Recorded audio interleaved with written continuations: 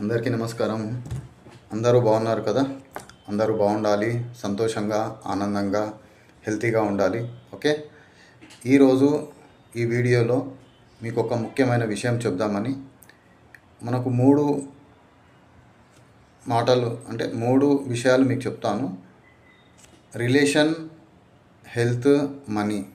ఈ మూడిట్లో first priority, second priority, third priority. అంటే మీరు ఫస్ట్ దేన్ని, సెకండ్ దేన్ని, థర్డ్ దేని గురించి అనుకుంటున్నారో అది మీరు ఆలోచించి చెప్పండి.